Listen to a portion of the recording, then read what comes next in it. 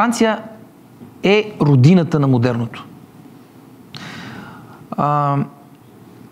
Началото, като говорихме за модерно, модернизъм, модерна архитектура, модерно мислене, модерни проекти идеологически, си казахме, че модерното има различни персонализации, различни такива контексти. И примерно италианците го наричат футуризъм, Германия е свързано най-вече с школата Баухаус. И тук възниква един въпрос. Добре, във Франция защо го наричаме френски модернизъм? Нали? Говорим за голямото модерно, което едните е, да кажем, при едните футуристи, другото е Баухаус, при другото е конструктивизъм в Съветски съюз. Защото тук се използва същия термин, а не друг. И отговорът е много прост.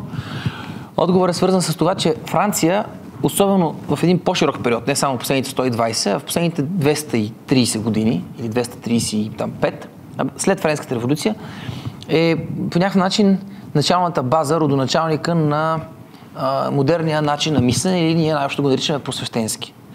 Той е свързан с всичките проекти, не само архитектурни, а проекти обществени за развитие на човека.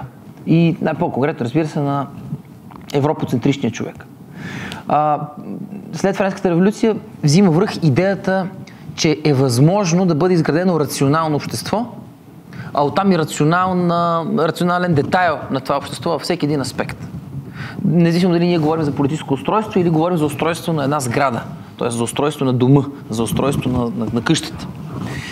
И поради тази причина 18 век създава този бум, т.е. този взрив на рационалност и на стремеж на нагон към модерно.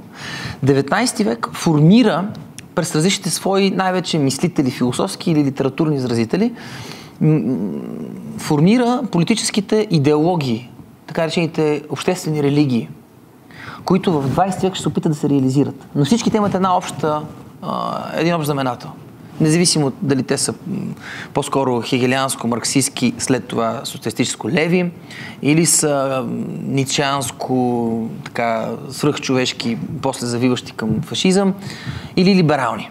Те имат една обща идея, а именно идеята, че първо модерното е възможно, второ е конструируемо, т.е. може да се конструира, и трето може да бъде формулирано ясно от самия човек. Тоест и максималната инстанция на планирането на общество, оттам и на сграда, се връща в човека. До всяка епоха до 18, 19, 20 век инстанцията на планиране на човешкия живот, включително дори и на формите, в които той се моли. Ето, може, например, Иктин да е строил антични сгради или пък да имаме катедралата в Витенберг, но тя и въобще цялата религиозна и най-вече голяма обществена архитектура е базирана на някакви големи закони, архиправила, които имат определена обосновка. Религиозна, философска, разбира се, или просто метафизична. Докато модерният проект казва, че човека може да бъде буквално архитект. Т.е. архитект, освен в тесния смисъл на думата автор на сгради, той може да бъде реален архитект на общество и на идея за това къде и как се живее заедно. Защото всяка сграда е все пак идея за съвместно живеене, а пък купищата от сгради, наречени градове, са малко или повече хабитат на този голям обществен организъм. И затова, когато говорим за Франция, не можем да обособим едно, тъй като дори в 19 век, много преди, примерно, Стъкления дворец, за който говорихме в най-първата ни среща в Хайд парк, който се смята за една от първите модерни сгради. Защо? Защото е направена от една огромна метална конструкция, облечена в стъкло. В 51 година, 19 век, представете си. И въпреки, че това случва в Хайд парк, а не в Франция, Франция носи този именно прогресистски, разумно центриран дух, който по своят характер е, разбира се, в определени аспекти антитрадиционен и революционен. И от всичките модернизми в началото на 20 век, т.е. след като просвещението е започнало, реализирало се през Френската революция, в началото на 20 век, когато настъпва този много голям крах на стария свят, с отмирането на империите, с Първата световна война, с практически вече добиването на продуктите на индустриалната революция. Индустриалната революция започна в началото на 19 век, но вече през 90-те години на същия този 19 и в първите години на 20 се живее вече в едно свръхиндустриално, индустриализирано и технологизирано общество. Общество на технически и индустриалния прогрес, който събужда принципно нови наистина нужди и необходимости да се мисли. И тогава какъв отговор на всички модернисти, други, освен пак французите? Отговор е революция. Едните правят реална революция. За това ще говорим другия път. 17-та година. И въобще цялата, първо руски авангард, а после съветски конструктивизъм. Другите правят революция в изкуството и въобще в литературата. Футуристите, италианците. Немците в Баухаус школата по типично немски се опитват все пак да канализират това и да създадат методология на революцията. Тоест школа за нови хора и за нови творци и за ново изкуство. Каква е реакцията на французите? Има един всепризнат автор, всепризнат баща на модерната архитектура. Това е някакси общо място, това е като аксиома. И той се нарича Ле Корбюзие. Този човек, който виждаме на снимката. И когато аз много сериозно си говорихме и с някои колеги, какво точно да се включи в това говорене, не искам да го наричаме претенциозно лекция, но така че това говорене, тази беседа, днескашната ни тема за френски модернизъм, какво да се включва? Това е ужасно обширно. Това означава да говорим въобще за цялата френска мисъл по линия и на литературата и на архитектурата и разбира се на градостройството. Тогава някакси естествено се достигна до идеята, че има един човек, през който, преминавайки през неговата лична биография, за разлика от другото, което правихме с италианците, с германците, с това, което ще направим следващия път с съветската школа, в случая просто разглеждайки неговата биография, неговия, както казваше, най-големият изследовател на Ле Корбюзие, той се казваше Жан-Луи Коен, живота на Корбюзие е един голям зигзаг между режими, между идеи, между подход. И той, може би, защото именно е зигзаг и комбинира некомбинируеми неща, е и признат за патриарх, въпреки че това звучи колко традиционно, всичките са антитрадиционни, но така не, че като водеща фигура на модерното течение. И този най-голям изследовател, Жан-Луи Коен, всъщност е индиректно автора на сценария на това, което сега ще ви представя. Това, за което сега ще поговорим, в все пак синтезиран вид, не много изморителен и не много дълъг, ще бъде един кратък поглед върху неговата биография, идеи и една голяма галерия всъщност от неговите работи. Самия Коен, който миналата година почина, е страшно любопитна фигура и самия той изразява духа на Корбюзие в собствената си биография. Само за да илюстрирам, Жан-Луи Коен беше историк на архитектурата, историк сам по себе си, автор на най-големия център за изследване на архитектурата и културното наследство в Париж. Самия той парижки евреин, който обаче познаваше не просто френския модернизъм, прогресивизъм, даже до някъде клерикализъм, а познаваше източна Европа безкрайно добре, тъй като, бидейки Коен френски евреин, той е в това поколение антифашистско по време на Втората световна война, израснал в такова семейство. Неговия баща е бил представител на Люманите за Москва, т.е. той говореше перфектен руски, до някъде български и въобще познаваше източния модернизъм, освен френски, а пък по-голяма част от академичната му кариера премина в Ню Йорк. Тоест, някакси всичко познато на тази модерна вълна от Лос-Анджелес до Владивосток преминаваше лично през него и той обаче главният му фокус на интерес беше Корбюзие. И аз имах някакъв гигантски шанс, разбира се, да познам този човек, но това не е акцента, но някакси във връзка и с това си казах, добре, ще действаме по начина, по който Коен прави нещата, а именно правим една галерия от проекти и предимно говорим върху неговите проекти. Няма да говорим този път толкова, т.е. няма да говорим обширно за цялото течение, а ще говорим за личността на Корбюзие. В началото да ви кажа няколко числа за мащаба на този човек. През живота си той проектира 75 сгради в 12 различни страни. Участва в изготвянето на 45 урбанистични проекта. Автор е на 8000 рисунки, тъй като той поначало е художник. 400 плана колективни, 44 скулптури с лично негово дело. Плете 27 гоблена. Пише 34 книги. Обща стойност, дължина 7000 страници. И изнася 6500 кратки или по-дълги доклади и писма. Кое е най-важното за този, иначе скромничък човек, който, между другото, неговия псевдоним Корбюзие, етимологично, има ли кой говори френски всъщност? Има ли франкофон? Да. Добре. Корбю означава по принцип гарван, птица. И той прилича между и на птица малко, но тук има друга, как се казва, игра, заигравка. Той сменя името си. Едничка се казва Едуар Женере, Шарл Едуар Женере. Той е французин, но швейцарец всъщност поначало. Той е от френската част на Швейцария, от западна Швейцария. Роден в средно високо семейство, много порядъчно, протестантско, но бързо първо се пренасочва и взима френско гражданство. И второ, сменя името си, защото цели в този псевдоним Льо Корбюзие първо да придаде една известна, разбира се, помпозност. Това също е много характерно за френския стил.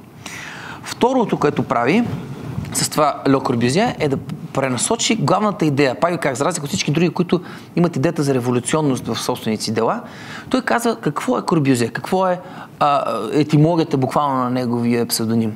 Това е идеята за птица, която свива гнездо. За комфортно гнездо. Той казва, цялата задача, пише го в едни от последните си писма. Между другото, той е бил такъв съзерцателен, спокоен, даже леко такъв муден човек, но активен, работещ, но не е пасионарен. И той цял живот пише и затова, когато говорим за негови разсъждения или за негови такива препратки и мисли, това не са някакви наши опити или хипотези, а ние просто знаем, защото той цял живот, минимум 2 пъти на седмица, пише на майка си. Значи той е роден 87-та, умира 65-та, 1965-та, майка му умира на 100 през 60-та година. Тоест, той не си пише с майка само последните 5 години живота си, когато нея просто вече я няма.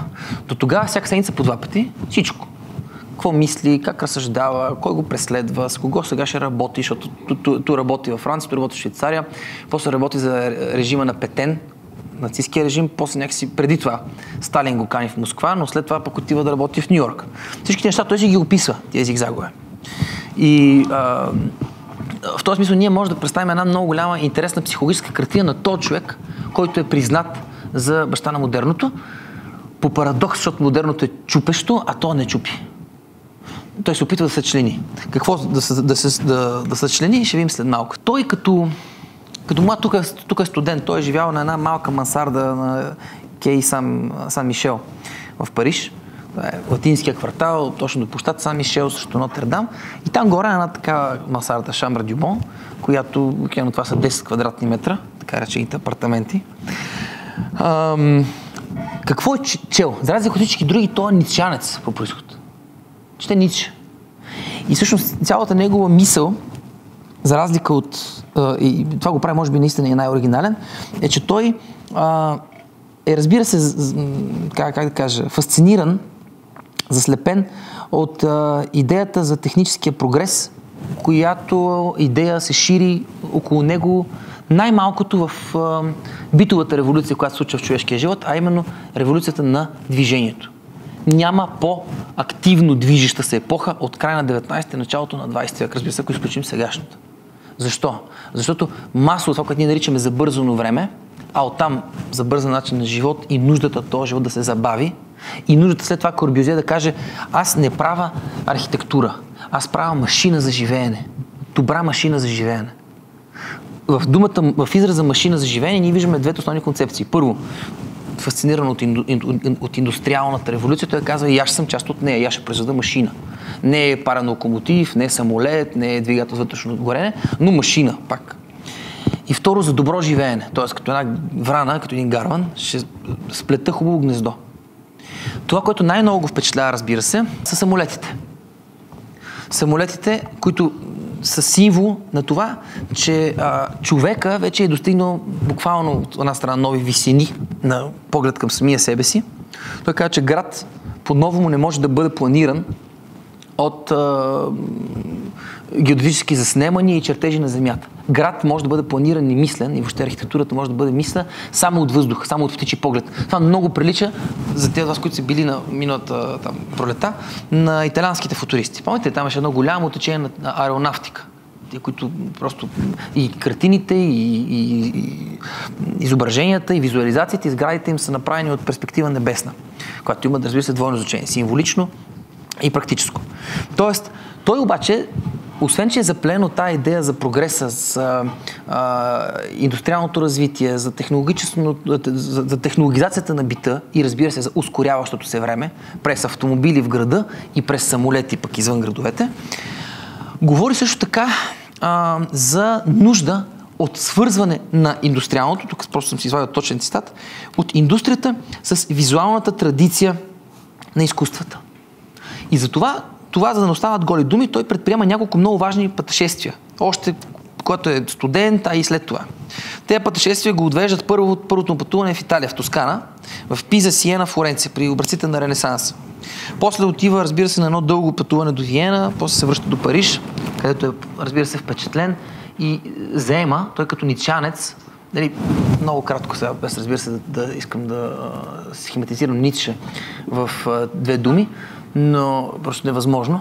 Но главното нещо, което той се различава от всички други революционно настроени, е, че той не търси спасяване на нещо, т.е. спасяване на този човек, който, да кажем, предполагат революционно настроените футуристи, а търси по-скоро изграждането на един нов, буквално по-ницшеански свръхчовек.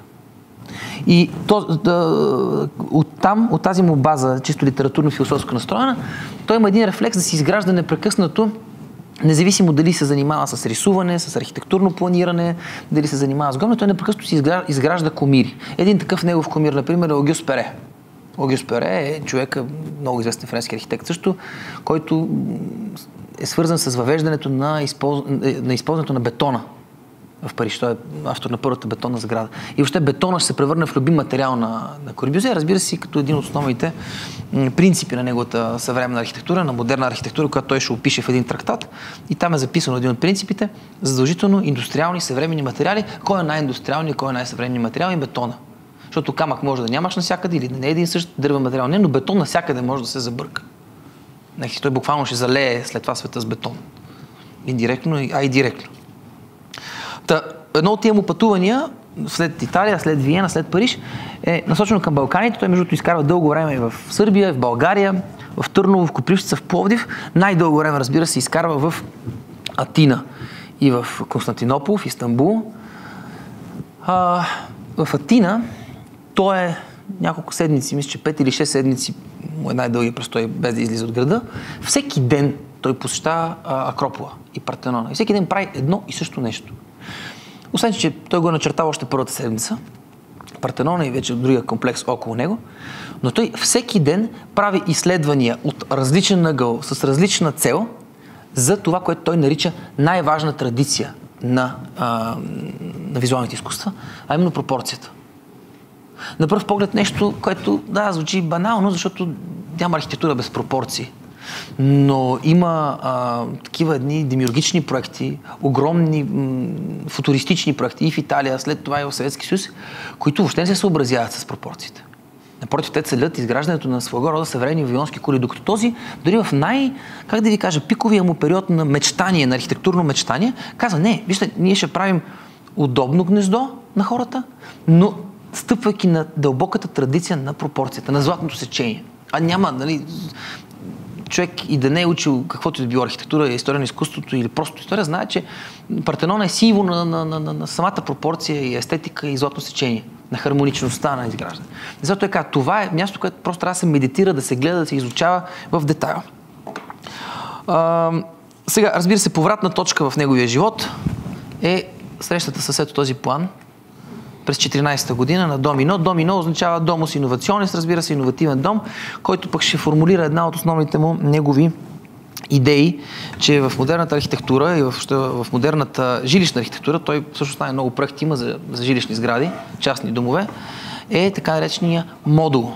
Тоест, изграждане на такъв комплекс, който да може да бъде при нужда разтегнат, т.е. да бъде добавен, да бъде аугментиран с още от същите модули, а при нужда да бъде преустроен или дори да бъде съкратен. Разбира се, улиците се превръщат вече в...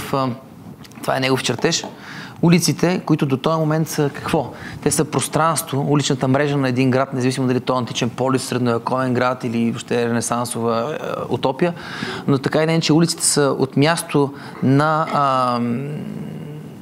комуникация, от място на живот обществен, се превръщат единствено и само в място на прогрес, т.е. място на бързото предвижване. Нещо, което, както виждате сега, пък вече в нашето постмодерно време, е абсолютно обратното. Имаме апел улицата да се върне обратно на хората, да се забави движението по нея, да стане място за пешеходци или за колела или за нещо друго.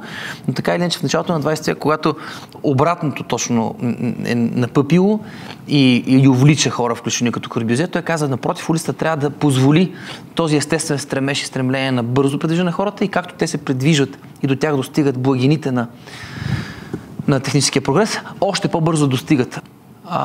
Това е Корбюзие вече, това е 5 години, 60-та година някъде, преди да си отиде.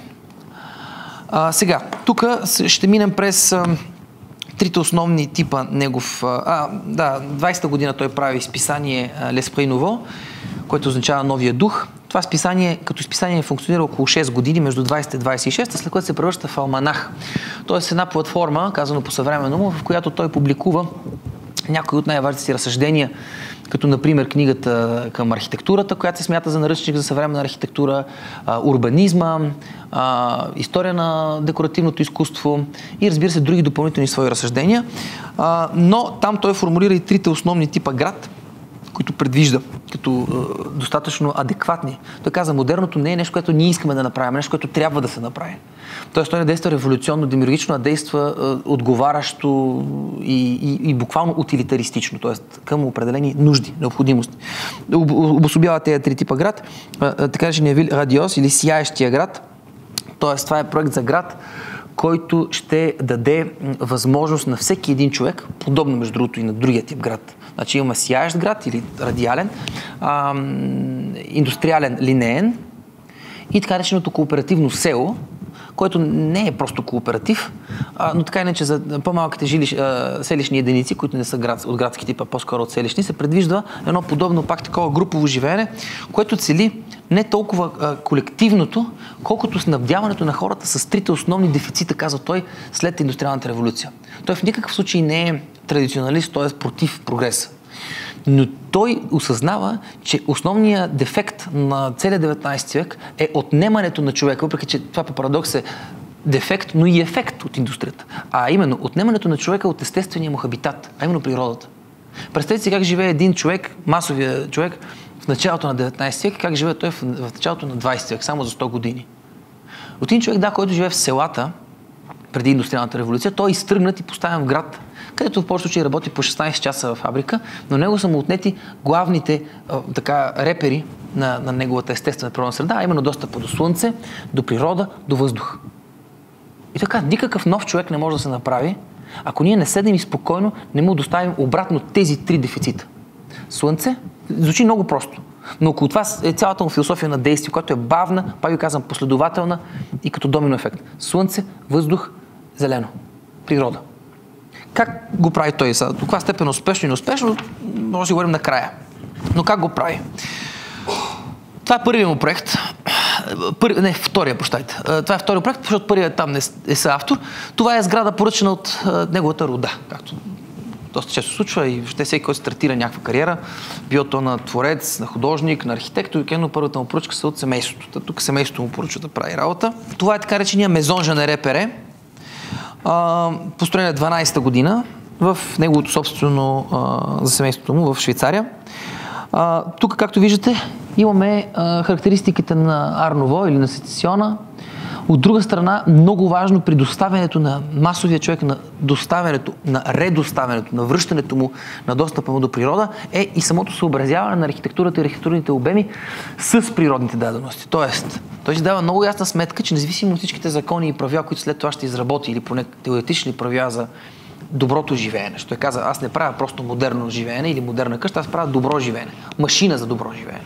Дома е машина, динамична, която може да се променя, сега ще видим как. Но така или иначе той си дава сметка, че това нещо, ако тази машина за добро живеене, наречена дом, ще доставя обратно на човека природа, няма как самата тя да не е съобразена с природата. Ерго, ако той прави такъв дом, тя трябва да е съобразена с местните традиции. В случая тип шале. Това е покрив много характерен за западната част на Швейцария. Това е малък детайл, незначителен. Разбира се, това не е нито от зрелите му, казах ви, първия проект, нито от най-важните му, така, но издава нещо от типа човек. Модернистно се съобразява с традицията. Разбира се, експериментира тук с геометрията, повлияне от Ар Ново, най-вече, разбира се, в интериора. Следващата вила е така наречената вила Шваб. Тя е малко по-късно направена, 1916 година. Тя се намира също в Швейцария. Тук живее един богат издател, Анри Шваб. Затова се казва вила Шваб. Тук далеч вече по-модерно изглежда. Това е първият му голям проект извън семейството. Тук този проект му реализира международно признание и внимание към него. Ясно виждаме модерните форми, модерната декорация, доста по-изчистената фасада, силно геометричния дизайн, разбира се, нови материали. Ако там имахме така предимно зидария, тук е използван широко вече бетона. Терасовиден покрив, който още не е станал напълно плосък, каквато е неговата мечта и въобще след това е идеал.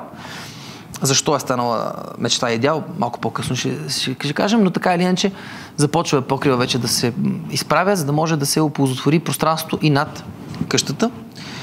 И разбира се, орнаментите са силно ограничени. Друга отново част на проектантска дейност е така речен Мезон Ле Рош Женере. Това е двойна къща, проектирана за неговия братовчет Пиер Женере. Това е вече проект в Париж, който той подготвя през 23-та до 25-та година. Това е вече чист модернизъм, един от първите му проекти, в който той изпълнява, защото той 23-25 година, точно по същото време, когато прави тази сграда, пише и своето прословуто съчинение Verso на архитектура, т.е. към една архитектура, в скоби истинската архитектура, модерната архитектура, принципите на модерната архитектура. Тук виждаме два от нейните 5 принципа. Главният е именно сградата да бъде на въздушни колони. Защо? Защото по принцип партерният етаж не се използва и особено в вече индустриализираното общество, рядко някой, особено така замогнал се човек, партер ще го използва за дюкян. В повече случаи остава неизползваемо, но може да за жилище, но по този начин създава въздух под сградата, и разбира се, другия много важен елемент от тези 5 главни са така речените хоризонтални прозорци, които позволяват широк достъп на слънчева светлина до пространството вътре.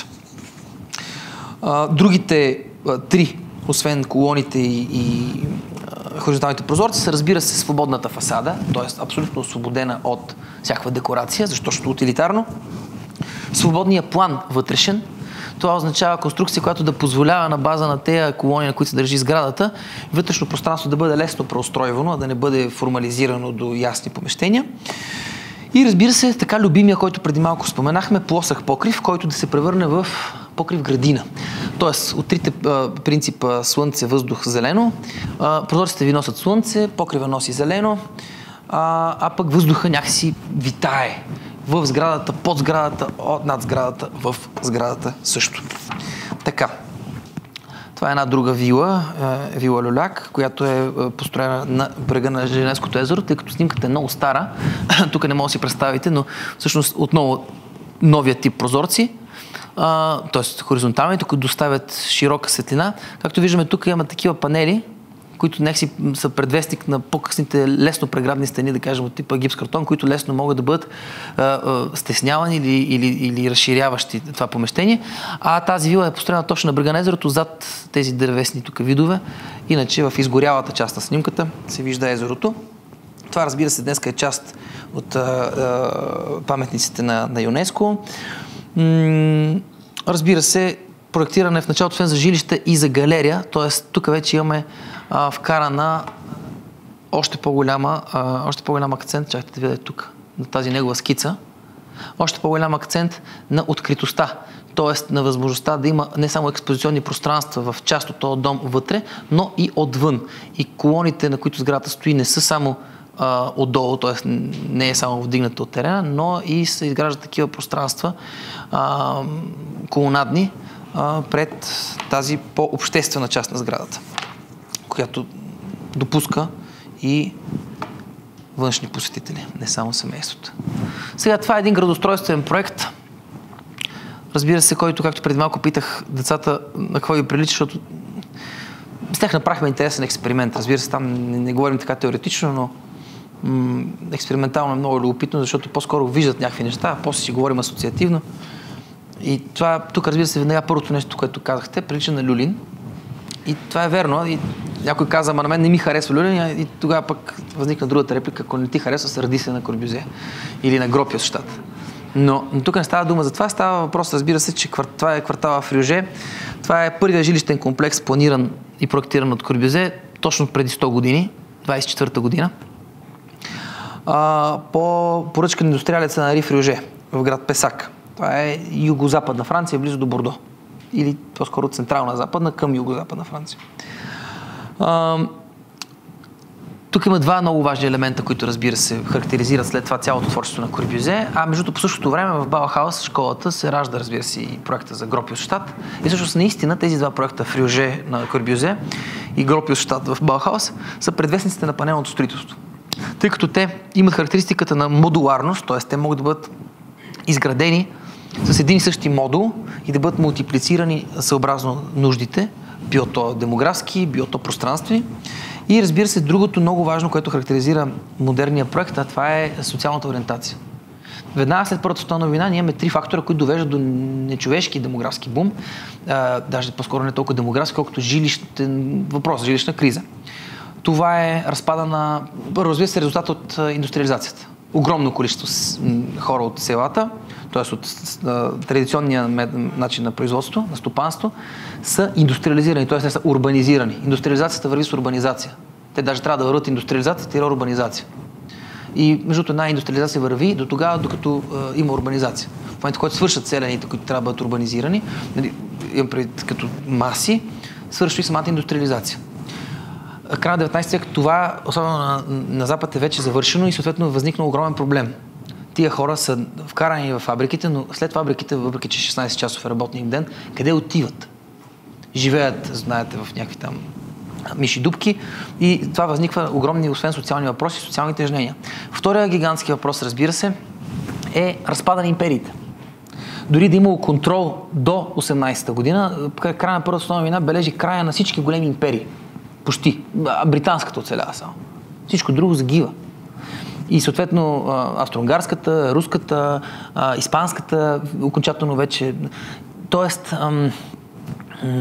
настъпва едно абсолютно...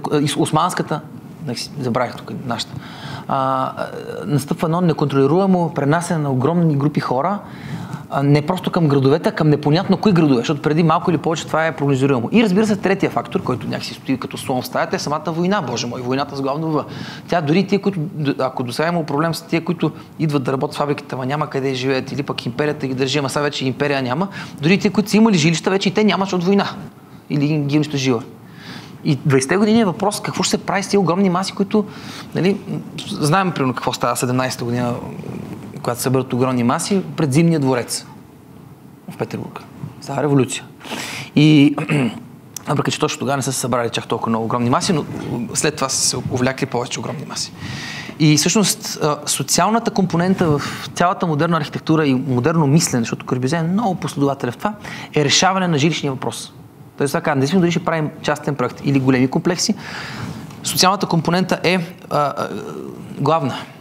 Затова той може да не е ляв революционер, но е социално ориентиран по, както каза самия той, по необходимост.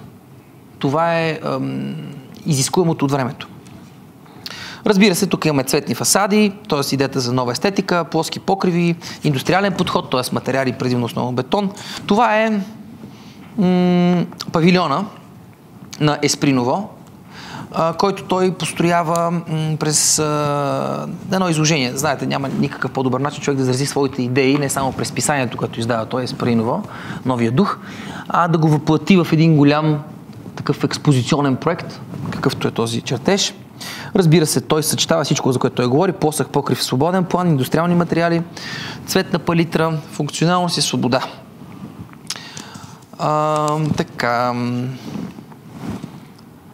Това е подобен проект, който той реализира обаче в Щутгарт, в Германия, в изложението в 27 година, където той, разбира се, тук съчетава неща, които са малко много ще ни напомнят на един друг, също на най-известния му негов проект, на Вила Савой. Само, че Вила Савой е индивидуален проект за едно семейство, което обитава, докато тук имаме огромен жилищен комплекс, подобно на комплекса Фрюже. Само, че вече, ако в комплекса Фрюже те се издигаха във височина, тия сгради, той имал такава идея, между и за Париж. Поради тази причина французите много дълго време не са го обичали и не го пускат да прави нищо. Защото само си представете, не знаете, Наполеон III прави реформата и изгражда Париж такъв, какъвто го знаем сега. Османовия Париж. не османския, както някой примерно беше казал. Османците ли са били в Париж? Нали? Не е осман. Това е 60-70-те години, до към 90-те изграждат всички тия сгради, които сега са символ на Париж. И Корбюзе, те тъкмо са ги завършили 91-а, 2-а, 3-та, и той 23-24 каза, а сега, момчета и момичета, нека да съборим всичко и да направим в средата, там където е Лувъра, Нотърдам, едни огромни кули, в които ще затворим хората, ще им кажем, че могат да живеят само до 3 милиона души, защото изчислява по ред причини отново бавно и между според мен убедително. Тоест, ако четете Корбюзе, ще ви убеди накрая. Ще го пише на майка си, всичко добре я занимава и с нея. Защо 3 милионен град е идеалният град. И обяснява. И тук си... Разбирате ли, той е перфектният следовател в това отношение, защото той вместо да пише бележки под линии, това, което всички, които пишат нещо дисертационно, знаят, че е голяма мъка, в това число и аз, и той вместо да пише тази работа, пише на майка си. И ще обяснява подробно. Защо, на какво разстояние. И неговият проект за Париж, аз тук го имам, просто забравих да го добавя. Мога да ви го дам да го видите. Ето това е проектът му за Париж. Ще го пусна да го разгледате малко. Още сега. Да има едни огромни кули по средата. Ето тук. Ето ги как ще изглеждат как се казва това, визуализация, в които да живеят да просто 3 милиона, а всички други дейности околни, спортни, индустриални, такива културни, да случат около този град. Но за целта, разбира се, той трябва да разруши това, което е построено тук. Той, французите му казват, просто не си добре дошъл тук. И той дълго време не работи въобще в Париж. Освен тези 2-3 проекта. Големите му проекти във Франция ще са чак след войната. Но това е част от този негов зигзаг. Но въпреки това, пък, да кажем, тези крила по-прогресистските или социално ориентираните го непрекъснато обвиняват в недостатъчна устременост към модерния проект. Те му казват, ти не си революционер.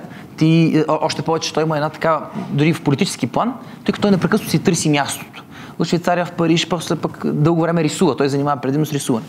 После започва да възприема, че ако трябва да се посвети на това, което е утилитарно, от най-утилитарното изкуство в един момент той си представя, че ще бъде правенето на гоблени. И затова прави толкова много гоблени. Защото те са хем изкуство, хем килим, утилитарно, топли. И за стената, и за това. И въобще той непрекъснато минава през ни зигзагове, включително и политически. Например, когато идва окупацията на Франция от нацистите, той не се отнася, да кажем, лошо към режима на Петен, който после му навлече по големи проблеми, защото му казва, ти си колаборационист. Но той не е фашист. Нищо че обратно, после отида в Америка да работи за ОНЕ, те му казват, ти си болшевишки троянски кон, защото Сталин много те хареса. И верно, той е работил в Москва, канен няколко пъти, консултант е бил на московското метро. В началото, и там след малко ще видим една сграда голяма построява, която е прецедент въобще в световната архитектурна история. Въобще. Между другото, прецедентът е повторен. След малко ще стане дума за нея. Но това е най-известният му проект. Това е Вила Савой, която се намира преди е бил на 15, сега е 7-8 км на запад от Париж, в Пуаси. Кои са, разбира се, основните тук елементи? Плоския покрив, до който има 2 достъпа. Наистина подобно на гнездовито стълбище. Той обича такива малки уютни елементи и една голяма такава стълба. Един голям достъп, който позволява откриването на това покривно пространство. От друга страна, ето ги прословутите колони, хоризонталният прозорец, изчистената фасада. Сега ще видим няколко интериорни снимки отвътре. Това е сега. В момента сградата, разбира се, е площадна. Тя е реално функционирала. Това е един от проектите, в които той не просто вижда завършен, успява да вкара вътре целия си талант, теория и идея. Живеят собствениците дълго време. Запусната е за малко по време на нацистската окупация на Париж. Тогава, за съжаление, немците разрушават и задръстват канализацията и после това след войната налага и за напускането на къща от самото семейство на собствениците, тъй като не могат да се оправят с водата. Това е също снимка от сега. Тук малко закрива, може би. Това е стълбището нагоре към покрива. Това е банята до главната спалня. А това е това пространство, което, както виждате, може да бъде реаранжирано и да бъде съответно прекроявано и изкроявано съобразно нуждите на голямо или по-малко. Така, свободен план казахме, хоризонтални прозорците. Така, тук, разбира се, тук имаме много технологични иновации, чисто от инженерна гледна точка, като Много по-голямото използване вече, дори декоративно на стомана е бетон. Така, свързано с природата, разбира се, е главното, т.е. въздух, слънце, зелено. Самата сграда е направена в един много красив горски масив, въпреки че е близо до някакси центъра на Франция, Париж. Това е московската сграда на така наречения Центросъюз или Централния съюз на кооперациите, която е завършена в Москва през 1936 година. Какъв е тук прецедент? Когато Корбюзие участва в конкурса за изграждането на Центросъюз, тук сега не трябва по никакъв начин да обиждаме, но всеки човек, който се занимава с творчество, в това число и архитектите, имат особено отношение към собствените си идеи. Те, че може би не биха били творци, ако нямат естествения нагон и апетит за това да ги споделят и да ги съравнуват с другите. Съответно, никой, който отива на конкурс, било то музикален, архитектурен или поетичен, не отива за да загуби, или да се откаже. Това е прецедент, защото нито веднъж човешката в архитектурната история или поне на 20 век нямаме пример, когато, както тук, в момента, който всички разбират, а те се явяват много. Значи от Съюзния комитет, тогава на съветските архитекти се явяват архитекти на този конкурс, плюс няколко външни, в това число и Корбюзие. Когато разбират, че Корбюзие ще идва да си представя проект в Москва, всичките пишат едно писмо до комисията и казват, ние не искаме, отказваме се. Дайте го на Корбюзие. И всъщност конкурс няма. Всички просто, самите участници в конкурса, се обединяват и има един участник накрая. Те си изтеглят проектите и това е Корбюзие, който реализира този проект. Разбира се, с най-важните и модерни за времето си. Представете си, това е 30-те години, 36 е завършен. Основната характеристика е за неговата функционалност и модулност, естетиката на простотата. Това е между началото на това, което след това ще се нарече интернационален стил, международния стил, international style, който Франк Лойд Райт ще наложи доста силно в Съединените щати. И въобще, после пък тази сграда, между част от нейните чертежи ще служат, когато го канат Оскар Нимер и Гропиус, когато го кана след войната да прави щаб-квартирата на ООН в Ню-Йорк. Той ще вземе част от тия работи, част от чертежите си от Центросъюз и ще ги наложи в Москва. Така че част от сградата на ООН в Ню-Йорк е с пряка връзка с този московски проект. Друга сграда, много важна, от вече поствоенния му период, когато въпреки всичките му зигзагове политически, той успява все пак да бъде признат. Между той приживе е признат за човек и институция. В това отношение не трябва да бъде, как да кажа, по никакъв начин съжаляван. Това е сграда, предполагам, може да познаете всичките, най-малко тето от тези сгради, къде се намира. Това е Париж. Това е сградата на ЮНЕСКО. Това е Пляс де Фонтенуа, площад Фонтенуа. Това е общо събрание, тук се събира. Това е военното училище, Марсово поле и е тук най-горе, е тук Айфовата кула. Това е сграда от него планирана, вече след войната, която тя, разбира се, е изцяло в духа и съответно в синхрон с неговата идея първо за изцяло новите и индустриално достъпни навсякъде материали, т.е. цялата е бетонна, дигната е на пилони, опростена фасада, хоризонтални прозорци, свободно планиране и плосък покрив. Но най-важното, разбира се, е, че тук той започва вече да налага и след войната своята естетика за така наречения бетон брут, който не означава брутален, а открит бетон, т.е. видим бетон. Оттам вече по-късно, късната фаза на модернизма ще прелее в това, което историците на изкуството, историците на архитектурата ще нарекат брутализъм, т.е. 70-те и 80-те години. По линия на социалния императив на модерния проект, това е един проект за Сите Рефюж. Сите на френски означава нещо като център, сграда, много неща в едно. Сите Рефюж е сградата на бежанците в Марсилия. Марсилия винаги е била, до днешен е някакси портата на мигрантския поток. Тя е мигрантското антре на Франция. Така че това е тук проект, който той няма толкова, какво да ви кажа, това е част от израстването на Корбюзие, разбира се, защото той прелива от една идея в друга и ги наслагва, но тук има символичен елемент, тъй като той продължава и след войната да удържа. Всъщност това е част от неговото изкупление, ако трябва да сме съвсем конкретни да влезем в такъв емоционален и личен характер. Това е неговото изкупление, което той казва, за да подкрепи социалните каузи и да изчисти от името си за подозряването, че е бил колаборационист. Т.е. че има крайно десни възгледи. Най-известният му проект, разбира се, е това, което се нарича L'unité de habitation или жилищната единица. Това е, както преди малко казаха, първата панелка или една от първите панелки, която се намира в Марсилия.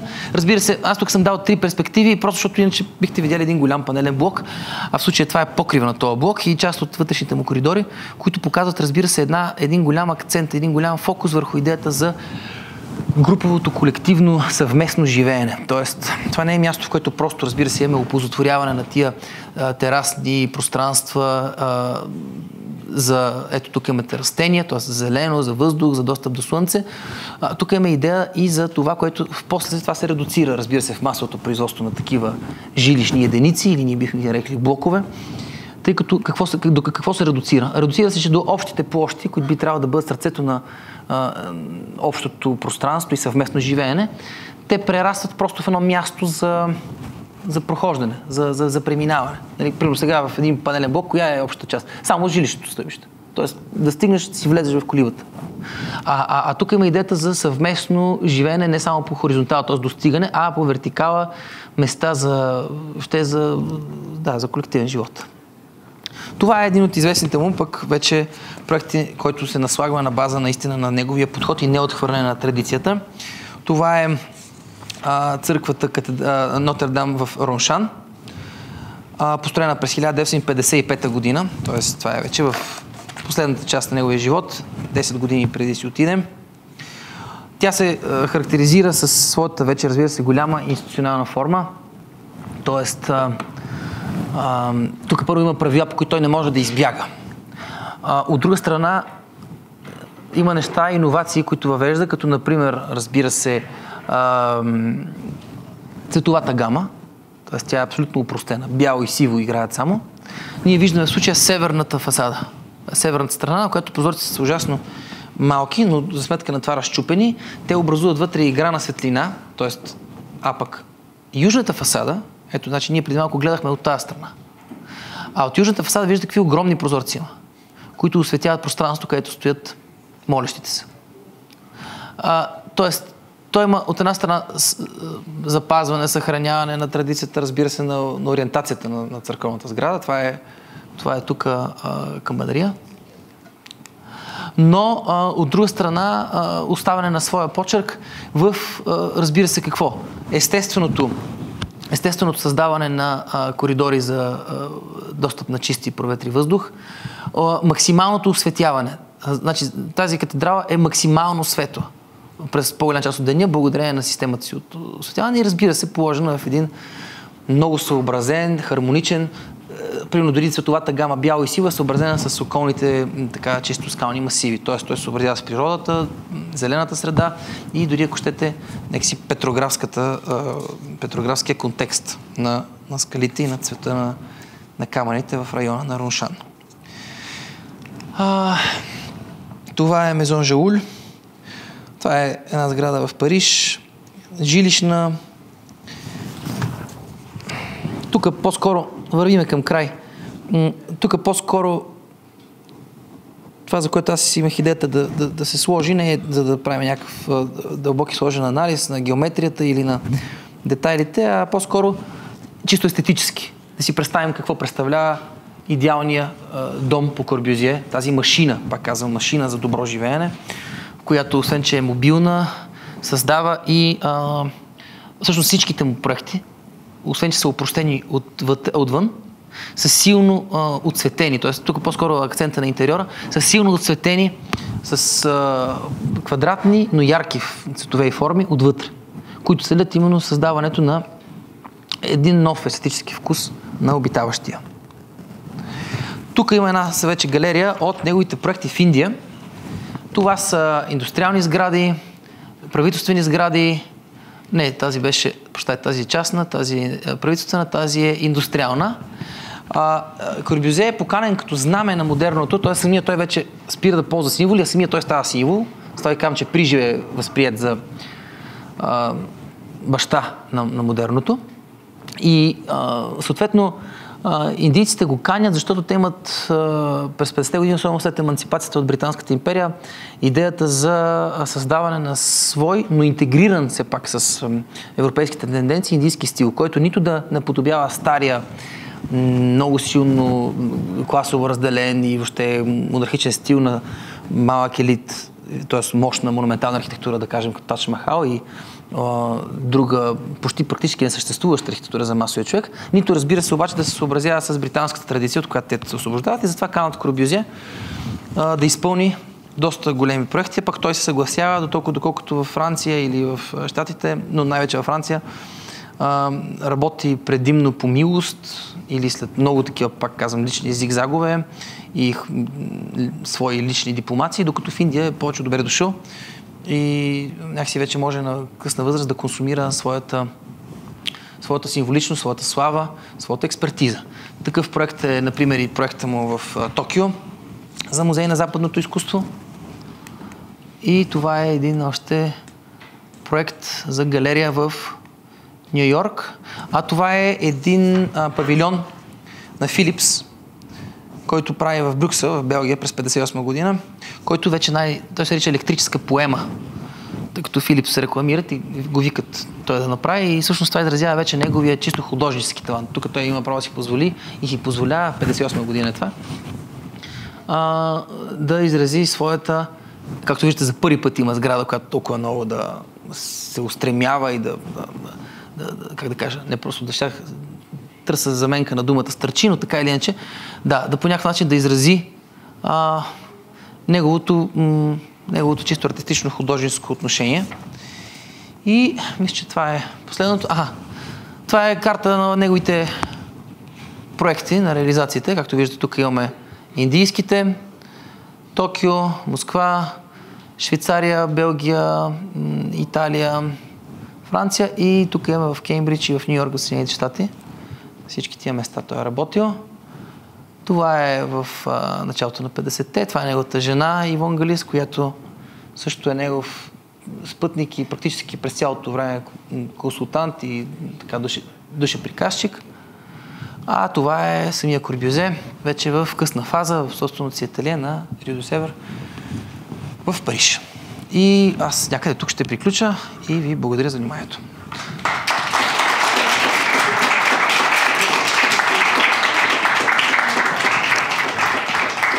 За тези, които са за първи път да кажа, тук има такъв един режим, в който в който всеки може да пита нещо, ако иска да пита, или да изрази мнение, ако иска да изрази мнение, или пък да предложи нещо, което да се обсъжда, а което може въобще да не сме го засегнали, но по някакъв начин прави връзка.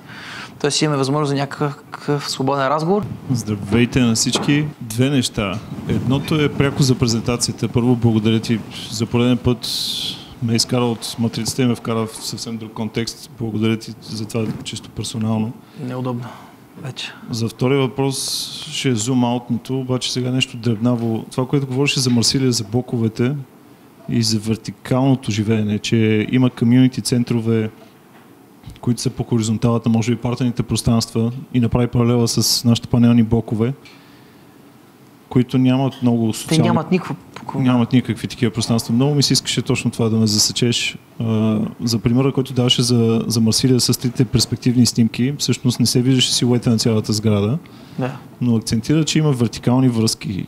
Кои са тези вертикални връзки? И всъщност снимките, които ни показват... Хоризонтални само. Само хоризонтални ли? Да. По-скоро ти имаше предвид, или поне аз това разбрах, че има и по хоризонтала, и по вертикала места за общностно събиране на хората, които живеят в този така наречен първи панелен блок. Марсилската специална жилищна единица, да. Тя е там местата, които са отредени за такова събиране,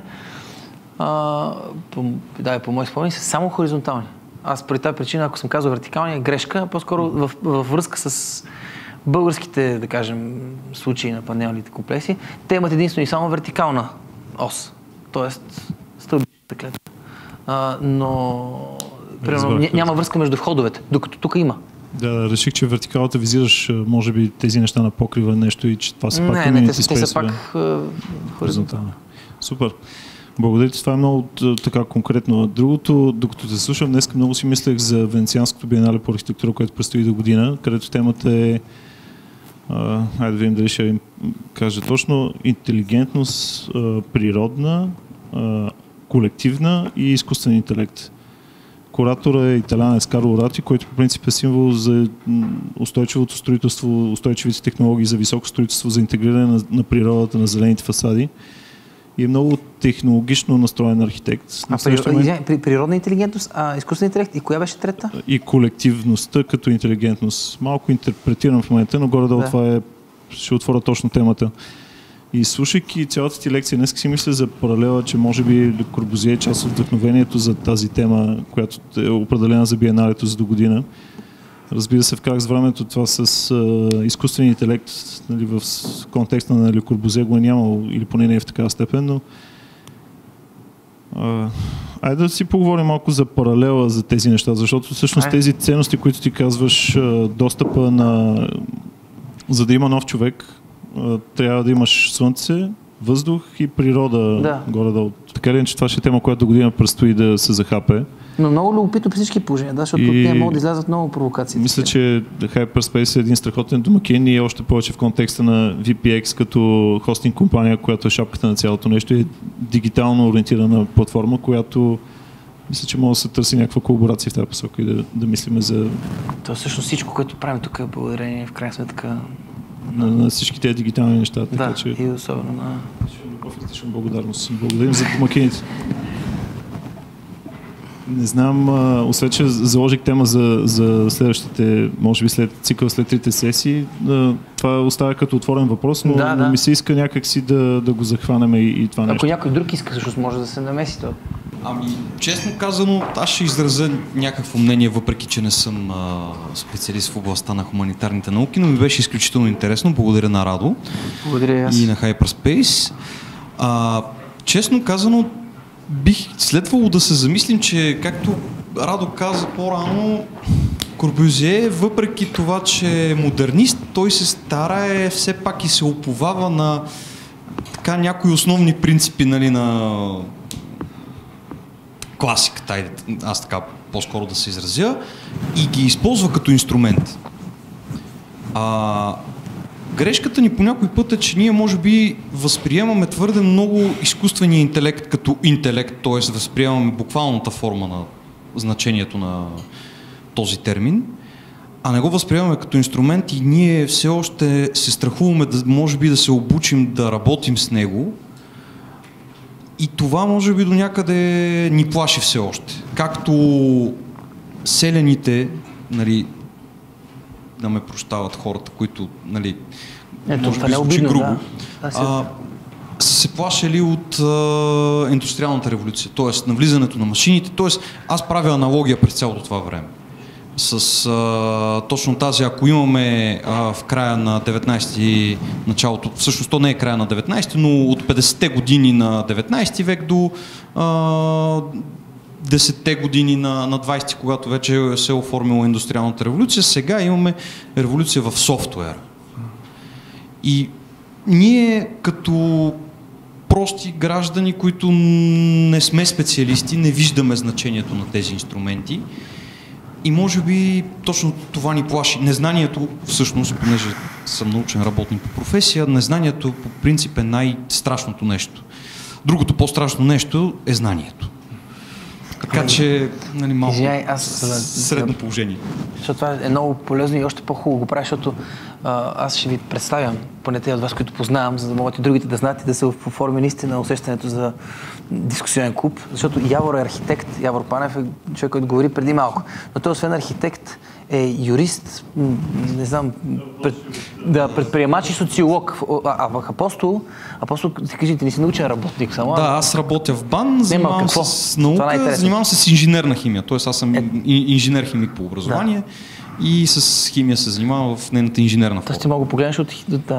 Да, и също така се интересувам и от архитектура и от малко по... нещо, което не е свързано с науката, защото и това е тежко. Кой е следващия? Относно контрапункта между натуралния интелект, природния и колективния срещу изкуствения, бъдейки продукт на другите два. Да. Изкуственият интелект е до някъде продължение. на останалите. Той е, бъдейки такъв инструмент, който може да даде автоматично подходящото решение, базирано на другите два. Проблемът, може би, е, че когато зададем въпрос и очакваме отговор от подобен инструмент, той може да разполага само с данните и с връзките, които е успял да изгради между тях до този момент, в който ние задаваме въпроса. Оттам нататък какво правим ние с този отговор и дали успяваме да му върнем още данни и още връзки, които да го подобри. Мисля, че е малко не е толкова контрапункт, нали, това е моето мнение между... Аз имам един въпрос, който не мога да си отговоря, защото съм технически неграмотен.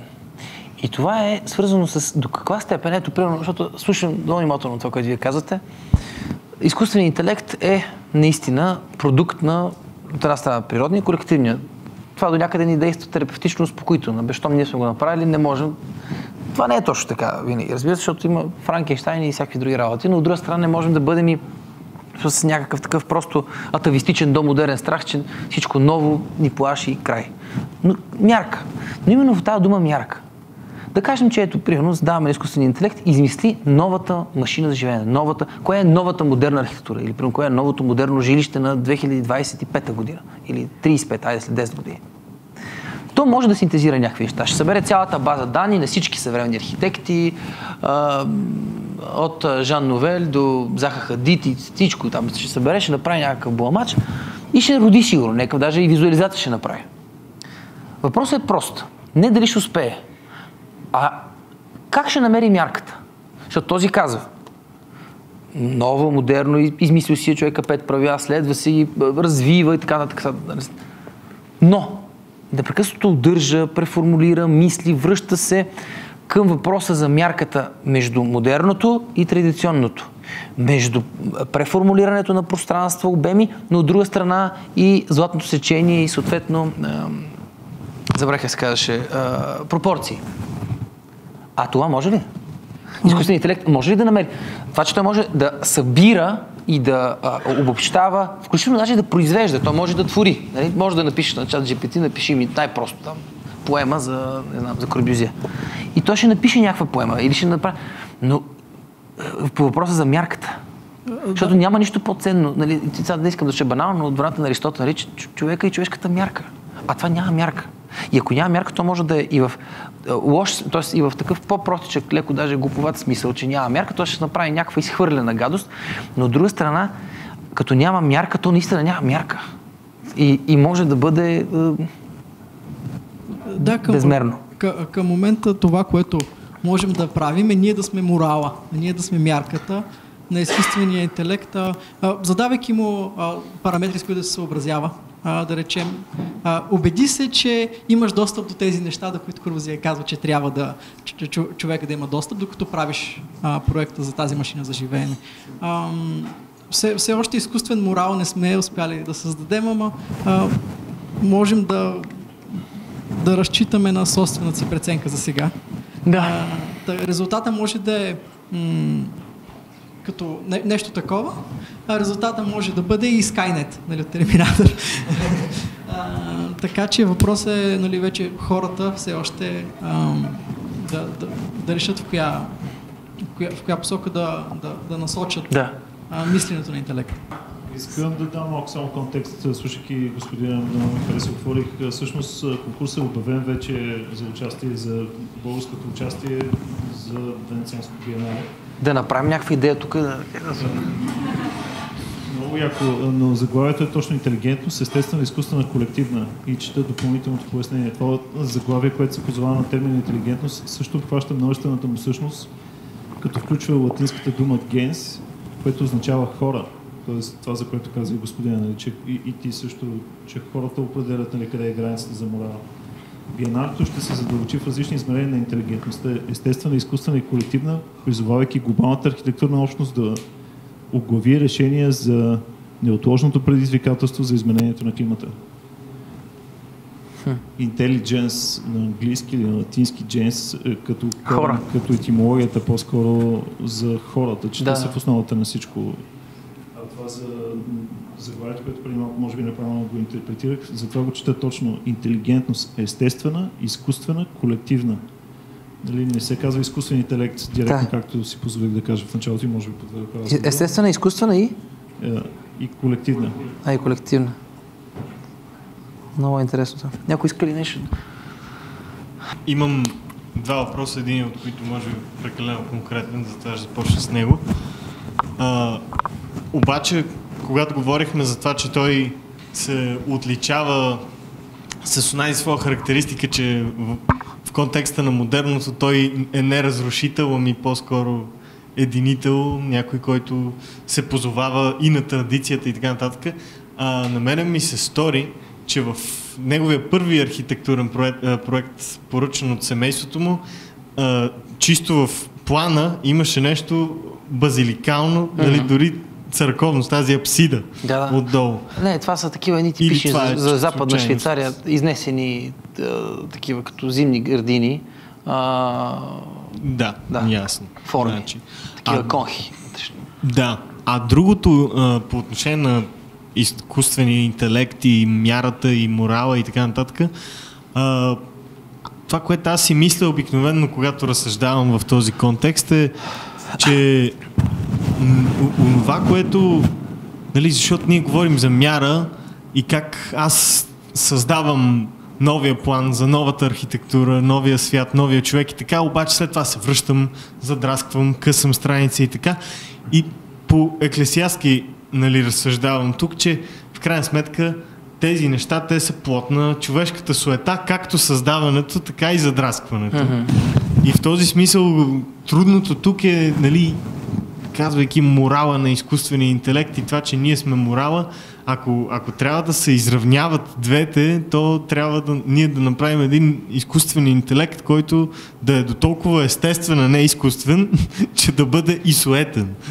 Нали, и да е готов да задраска собствените си разсъждения и да бъде самокритичен, но не по онзи задължително градивен, т.е. програмирано градивен начин. И може би това е някакво предизвикателство. Да може да се обижда. Да. Той може да се обижда. Трябва да създадем един обидчив, един чувствителен след. Аз някой път сега вече май го изправих, но някой път като му напиша нещо и му кажа дай, особено такива някакви неща, тип бързи текстчета да направи, и като му кажа бързо да направи или че не е добре, и той се обижда и моли да бъда уважителен. Вече спря да ме моли, да разбра, че няма да съм, но каза, грубо е това. Значи вървим в тази посока, не се ангажирам да кажа дали е правилна или не, но исках да вкарам просто този момент с суетата в разсъждението. Аз имам едно малко по-скромно питане. Чухме за тези хоризонтални прозорци за Слънцето, че заема важно място в мисленето на Корбюзие, но какво има ли по-специално отношение спрямо изкуственото осветление? Кружки... Максимално цели да го редуцира, както в катедралата в Нотр-Дам. Максимално, значи той цели цикъл на естественото осветление, който да бъде максимално разпокриващ се в рамките на дневното осветление. И той това го съобразява и с разположението на сградите и с тези дори светови кладенци в някои части на нове, които изгражда през атриуми и през отразяване на светлина, така че цели да го редуцира. Това е изкуствено осветление и да направи възможна естествена светлина, която да огрява и буквално да осветява, да обживява. Всъщност това е част от неговата идея, че дома е машина. Защото ако тя е машина за живот, в рамките на самото живеене ще има динамика. Динамика не е просто да прецениш една страна докъде или да я преместиш, или утре като ти трябва по-голяма зала да отвориш примерно тази двойна врата, а включително и в самия ден, през цялото време сградата да бъде малко или повече осветена, малко или повече естествено затоплена и това да я прави, технологична, но естествено технологична. Тоест да използват технологията на природните сили. Въздух, т.е. въздуховоди, осветление и разбира се създаване на зелено пространство горе. Добре, ако това е, може да продължим навънка. Много ви благодаря още веднъж. Радвам се, че се видяхме.